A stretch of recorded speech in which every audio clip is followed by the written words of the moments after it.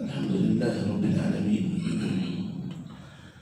والصلاة والسلام على سيد المرسلين نبينا محمد وعلى آله وصحبه أجمعين وعلى من تبعهم بإحسان إلى يوم الدين. أما بعد، فأعوذ بالله من الشيطان الرجيم. بسم الله الرحمن الرحيم. يا أيها الذين آمنوا اتقوا الله حق تقاته ولا تموتن إلا وأنتم مسلمون. يا أيها الذين آمنوا اتقوا الله وقولوا قولا سديدا يصلح لكم أعمالكم ويغفر لكم ذنوبكم، ومن يطع الله ورسوله فقد فاز فوزا عظيما. يا أيها الناس اتقوا ربكم الذي خلقكم من نفس واحدة وخلق منها زوجها وبث منهما رجالا كثيرا ونساء، واتقوا الله الذي تساءلون به والأرحام إن الله كان عليكم رقيبا. قال الله عز وجل: حافظوا على الصلوات والصلاة الوسطى وقوموا لله قانتين. معزز و محترم حاضرین، جیسا کہ آپ لوگ جانتے ہیں کہ ہمارا جو درس ہے وہ فقہ الصلاۃ کے سلسلے میں الحمدللہ ہم لوگ کچھ بنیادی چیزیں جو نماز میں یا نماز سے پہلے ہوتی ہیں، جسے شرعی لحاظ سے شرعی اسلوب میں شروط کہتے ہیں، تو ان کو ہم نے کچھ تفصیل کے ساتھ یا مختصر سے ہی سنا. تو آج انشاءاللہ ارکان کے سلسلے میں کچھ گفتگو ہوگی اور انشاءاللہ پہلا رکن آپ لوگوں کے سامنے بتایا جائے گا.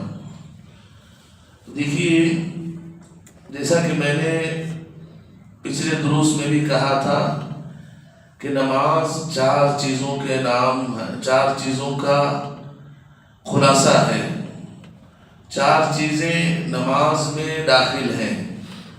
سب سے پہلے شروط، جو نماز سے پہلے ضروری چیزیں، اس کے بعد ارکان، تیسرا واجبات یا فرائض، اور چوتھی چیز سنتیں.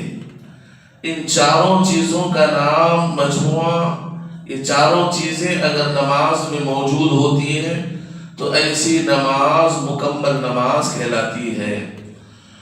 تو آج آپ لوگوں کے سامنے انشاءاللہ ارکان کی تفصیلات بیان کی جائیں گے. رکن کسے کہتے ہیں؟ دیکھیے، ارکان جمع ہے رکن کی، ارکان جمع ہے رکن کی. تو یہ رکن کہتے ہیں کسی بھی چیز کی جو ہے جو مضبوط جگہ ہوتی ہے. اب مثال کے طور پر اب یہ جو مسجد بنی ہوئی ہے، اس مسجد کی جو زیادہ جو ہے طاقتور جگہ کون سی ہے؟ جہاں آپ دیوار اور پائے لگائے ہوئے ہیں، یہ مضبوط جگہ ہے. تو مطلب یہ کہ اگر یہ پائے یا دیوار نہ ہو تو اس کی چھت کھڑی نہیں ہو سکتی. یعنی کہ چھت کے اعتماد کس پر ہے؟ یہ یا چھت یا اس کے اوپر کا فلور، یہ سب کا دار و مدار اسی ارکان پر ہے. یہ جتنے مضبوط ہوں گے آپ کو یہ بتایا جائے گا کہ آپ اتنے فلور آپ بڑھا سکتے ہیں. تو رکن اسی کو کہتے ہیں کہ جس کے بغیر جو ہے کوئی چیز ناممکن ہو، اور وہ اصل چیز ہو جس کے بغیر کوئی بھی چیز کا قائم ہونا ناممکن ہو. ایک اگر عبادت کی بات کریں تو نماز میں ایسے کام جس کے اگر جو انسان اس کام کو یا اس فعل کو ادا نہ کرے تو اس کی نماز نہیں ہوتی. عبادات میں اصطلاحی طور پر اگر بات کریں رکن کی، تو علماء نے بتایا کہ یہ نماز میں رکن یہ ہے کہ وہ چیزیں نماز میں جس کے بغیر انسان کی نماز مکمل نہیں ہوتی وہ ارکان ہے. تو یہ ذہن میں آپ تعریف رکھنا چاہیے، کیونکہ اسی تعریف کی وجہ سے باقی سارے ارکان جب آپ کو بتائے جائیں گے اور اسی کے مطابق آپ کے اندر جو ہے نماز میں جو ہے باقاعدہ سجدے سہو کرنا ہو یا نماز کا اعادہ کرنا ہو، سارا دار و مدار اسی پر رکا ہوا ہوتا ہے۔ تو لہٰذا دیکھیے کوئی سوال کر سکتے ہیں، شیخ ہم لوگ قرآن پڑھے، حدیث پڑھے، آپ لوگ جو 4 چیزیں بتا رہے ہیں، شروط، ارکان، واجبات اور جو ہے سنن، کوئی بتائے کہ قرآن اور حدیث میں کوئی ہے تو صراحت کے ساتھ قرآن پڑھ رہے ہیں، الحمدللہ پڑھتے ہیں، کہیں ہیں آپ کو قرآن میں صراحت کے طور پر نہیں ملے گا کہ نماز میں شروط ہیں، نماز میں ارکان ہیں، نماز میں واجبات ہیں، نماز میں سنن ہیں، آپ قرآن اور حدیث جو ہے پڑھیں گے تو واضح طور پر نہیں ملے گا۔ تو یہ جو تقسیم کیسے؟ تو دیکھیے علماء جو ہے قرآن اور حدیث کے نصوص کو جمع کر کے اس سے کچھ مسائل استنباط کرتے ہیں۔ قرآن مطلب یہ کہ یہ بھی دین کا اور قرآن اور حدیث کا حصہ ہے، ایسا نہیں قرآن میں نہیں ہم نہیں مانیں گے، حدیث میں تقسیم نہیں مانیں گے، اللہ کے نبی واضح طور پر شروط، رکن، واجب، سنت نہیں کا ہم نہیں مانیں گے، نہیں، اس کا حصہ ہے۔ علماء نے جو ہے باقاعدہ قرآن اور سنت کے جو تدابیر اس میں جو ہے گہری نظر ڈال کے یہ تقسیمات بنائے ہیں۔ اب مثال کے طور پر رکن کا جس کے بغیر آپ کی نماز نہیں ہوتی، کیا ہے دلیل؟ اللہ کے نبی صلی اللہ علیہ وسلم عصر کی نماز 2 رکعت پڑھائے، 2 رکعت نماز پڑھانے کے بعد سلام پھیر کر نکل کے چلے گئے، 2 رکعت نماز پڑھائی عصر کی۔ عصر کتنی نماز ہوتی ہے؟ 4 رکعت ہوتی ہے۔ تو اللہ کے نبی کانفیڈنٹ تھا کہ میں 4 ہی پڑھا۔ سبحان اللہ، دیکھیے اللہ کے نبی کی ہیبت، کسی کو جو ہے سوال کرنے کی ہمت نہیں ہو رہی ہے۔ حدیث راوی حدیث کہتے ہیں وفینا ابو بکر و عمر، اللہ کے نبی کے پیچھے ابو بکر و عمر ہے، سب خاموش ہیں۔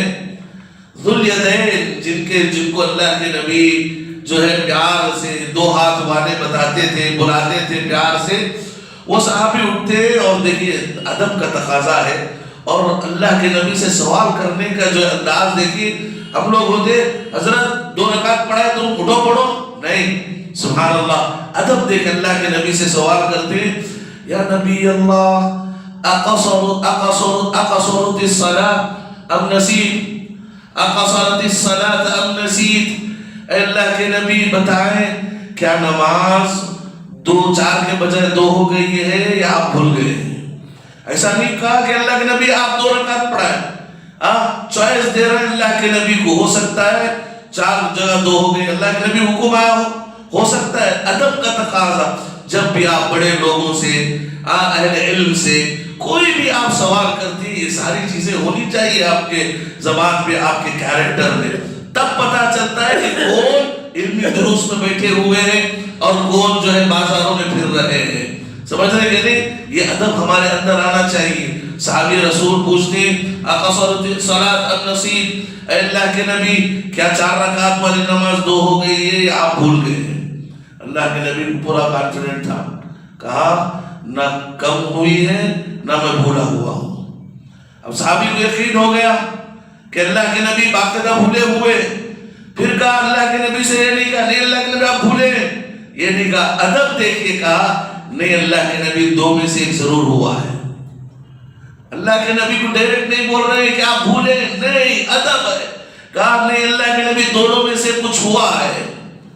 کہتے ہیں اس کے بعد اللہ کے نبی صحابہ کی طرف دیکھتے ہیں، ابو بکر و عمر کہتے ہیں اللہ کے رسول 2 رکعت پڑھے تھے۔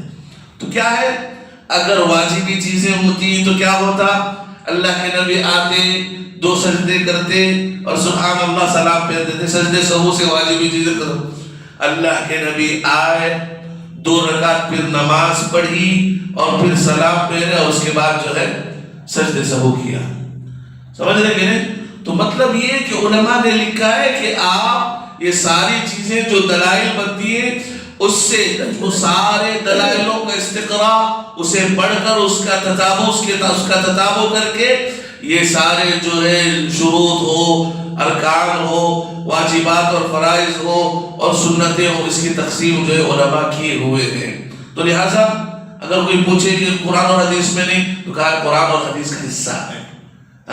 علماء نے اس کو سمجھ کر اس میں جو ہے جو تقسیمات کی ہے، اس حدیث میں واضح بیان کی گئی کہ جو چیزیں چھوٹ جاتی ہیں اسے سجدے سہو سے نہیں، پورا مکمل پڑھنا ہے، وہ ارکان ہے، سمجھ رہے کہ نہیں؟ تو لہٰذا یہ جو تقسیمات اگر کوئی کہے کہ قرآن اور حدیث میں ہے نہیں ہے، تو آپ کہیں کہ نہیں، قرآن اور حدیث کا حصہ ہے، قرآن اور حدیث کا حصہ ہے۔ تو ارکان جس کے بغیر ہماری نماز مکمل نہیں، یہ ذہن میں بٹھا لو، حفظ کر لو کہ جس کے بغیر نہ سجدے سہو ہے نہ فلاح ہے، آپ کو پھر اس کو دوبارہ پڑھنا ہے۔ وہ کون سی چیزیں؟ سب سے پہلی چیز قیام۔ امام البانی رحمۃ اللہ علیہ ذکر کرتے ہیں کہ سب سے پہلا رکن جو نماز میں کیا ہے؟ آپ آ کر کھڑے ہونا، نماز کے لیے کھڑے ہونا۔ دلیل کیا ہے؟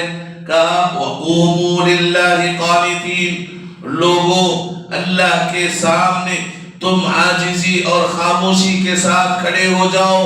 اللہ کے سامنے کھڑے ہونا ہے، اور اللہ کے نبی صلی اللہ علیہ وسلم نے جو ہے فرمایا صلی قائما، عمران بن حسین رضی اللہ عنہ کی حدیث ہے، صلی قائما، تم نماز کھڑے ہو کر پڑھو، فَإِن لَمْ تَسْتَطِعْ، اگر تم نماز کھڑے ہو کر نہیں پڑھ سکتے، کہا فَإِن لَمْ تَسْتَطِعْ، تم طاقت نہیں رکھتے، نہ رکھ سکو، فَقَاعِدًا، تو تم بیٹھ کر نماز پڑھو، فَإِن لَمْ تَسْتَطِعْ فَعَلَى جَنْبِ، اگر تم وہ بھی نہ کر سکو تو تم جو ہے ایک پہلو کے بل لیٹ کر نماز پڑھ لو۔ سمجھ رہے کہ نہیں؟ لیکن نماز پڑھنا ہے، نماز ہر حال میں آپ کو ادا کرنا ہے۔ تو لہذا سب سے پہلا رکن کیا ہے؟ قیام کرنا ہے۔ چلیے اب مسائل کی طرف آتے ہیں۔ ہماری غلطی کیا ہوتی ہے کہ ایک انسان اب فون بلا جیب میں کیا کیا ہے وہ لے کر نیچے رکھنا ہے، تو کیا کرتے آتے نیچے رکھ کے جو ہے نماز پڑھنا شروع کرتے ہیں۔ اگر رکوع کو چلے گئے امام تو کیا ہے اسی حالت میں ہم جو ہے رکوع میں جانے کی کوشش کرتے ہیں۔ تو کہا علماء نے آپ کا یہاں قیام نہیں ہوا ہے، یعنی آپ اگر آ رہے ہیں تو آپ کے لیے ضروری ہے کہ آپ پوری طرح قیام کریں۔ اگر آپ کو رکوع کو بھی جانا ہے اللہ اکبر کہیں اور رکوع کو جائیں، سمجھ رہے کہ نہیں؟ تو سب سے پہلی جو پہلا رکن ہے وہ ہے قیام۔ چلیے فرض نماز میں قیام رکن ہے، اس میں کوئی دو اختلاف نہیں، دوسری رائے نہیں، دوسری بات نہیں۔ دوسرا مسئلہ یہ کیا نفل نمازوں کے لیے بھی قیام شرط ہے؟ مسئلہ کیا نفل نمازوں کے لیے بھی قیام شرط ہے؟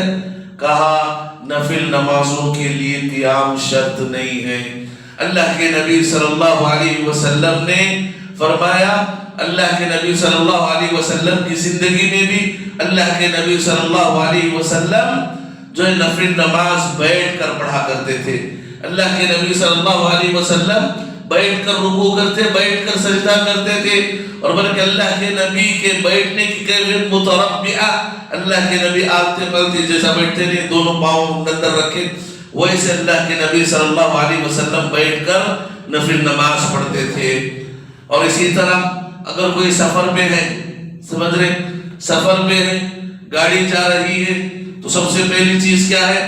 ہم لوگ جو ہے قبلے کی تعین کریں گے، اگر ہمارے اختیار میں ہے قبلے کی طرف کھڑائیں گے اور رکعت باندھیں گے۔ وہاں پر بھی علماء اجازت دیے ہیں کہ آپ بیٹھ کر نماز پڑھ سکتے ہیں۔ کیوں؟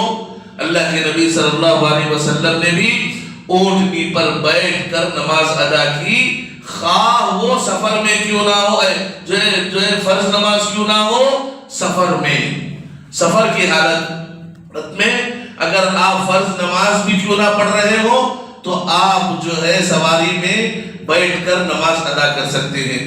تو پہلا مسئلہ یہ کہ جو ہے آپ فرض نماز پڑھ رہے ہیں اور مسجد میں پڑھ رہے ہیں، آپ استطاعت رکھ رہے ہیں، تو آپ پر ضروری ہے، رکن ہے کہ اگر آپ بیٹھ کر نماز پڑھیں گے تو آپ کی نماز نہیں ہوگی۔ مسئلہ کیا ہے؟ کچھ لوگ رکوع نہیں کر سکتے، سمجھ رہے ہیں؟ کچھ لوگ سجدہ نہیں کر سکتے، تو سجدہ اور رکوع نہیں کرنے والے بھی نماز بیٹھ کر پڑھتے ہیں۔ سبحان اللہ، یہ غلطی ہے، یہ غلطی ہے۔ اور یہی لوگ جو بیٹھ کر نماز پڑھتے ہیں، جا کر دیکھو گھر میں وہ 2-2 گھنٹے پھر سکتے، 2-2 گھنٹے کھڑے ہو کر بات کر سکتے، 2-2 گھنٹے اپنا کام کر سکتے ہیں، لیکن یہاں آتے ہیں تو بیٹھ جاتے ہیں۔ تو کیا ہونا چاہیے؟ اگر آپ کو سجدہ نہیں کرنے ہو رہا ہے تو آپ سجدہ بیٹھ کر کریں گے۔ اب مثال کے طور پر آپ کھڑے ہو سکتے ہیں، کھڑے ہونے میں کوئی آپ کو تکلیف نہیں، دقت نہیں، تو آپ آئیں گے، ضروری ہے، رکن ہے اللہ کے بندو۔ اگر آپ جان بوجھ کر صرف آپ کو سجدہ رکوع کرنے میں تکلیف ہے، پھر بھی آپ بیٹھ کر نماز پڑھ رہے ہیں، آپ کی نماز نہیں ہوگی۔ کیوں نہیں ہوگی؟ کیونکہ قیام کو علماء نے، قرآن نے جو ہے، قرآن اور حدیث نے، شریعت نے رکن کا درجہ دیا ہے، جس کے بغیر نماز نہیں ہوگی۔ آپ کو قیام کرنا ہے، رکوع نہیں کرنے ہو رہا ہے تو آپ رکوع کے وقت، اب امام رکوع کو جا رہا ہے یا آپ حرکت پڑھ رہے ہیں، بیٹھ جائیں گے، بیٹھ جائیں گے، بیٹھ کر رکوع کریں گے، یا نہیں تو آپ رکوع بھی کر سکتے ہیں۔ آپ جو ہے، آپ کے گھٹنوں میں جو ہے فولڈ کرنے میں تکلیف ہے، بیٹھ نہیں سکتے، تو آپ قیام کھڑے ہو کر کریں گے، رکوع بھی امام کے ساتھ یا جیسے عام طور پر کرتے ہیں ویسے کریں گے، سجدہ بیٹھ کر کریں گے، تھوڑا جو ہے جھک کر جو ہے سجدہ کریں گے۔ لہذا قیام ضروری ہے اور رکن ہے، تو صرف سجدہ اور رکوع نہ ہونے کی جو نہیں، استطاعت نہ ہونے کی وجہ سے آپ بیٹھ کر پڑھ رہے، نماز نہیں ہوگی۔ لہذا یہ ضرور ہم اپنے ذہنوں میں رکھیں۔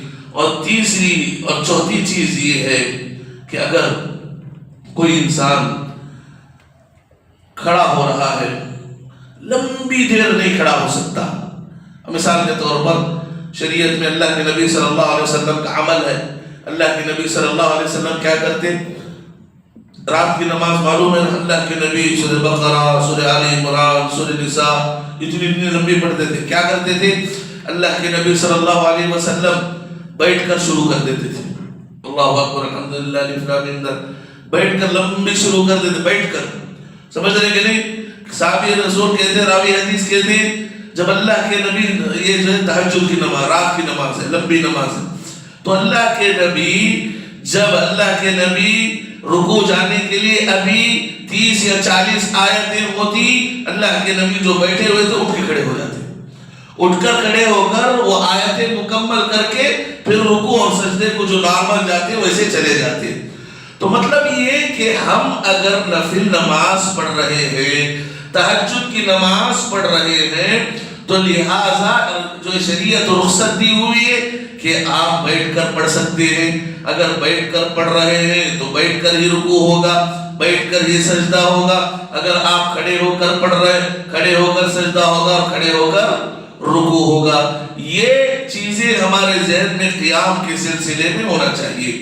اب اگر کوئی فرض نماز کے لیے آ رہا ہے تو کیا ٹیکا لے کر کھڑ سکتے ہیں؟ کیا ہو رہا؟ نہیں، کھڑنے نہیں ہو رہا، قیام ہم سے نہیں ہو رہا، تو ٹیکا لے کر کھڑ سکتے ہیں۔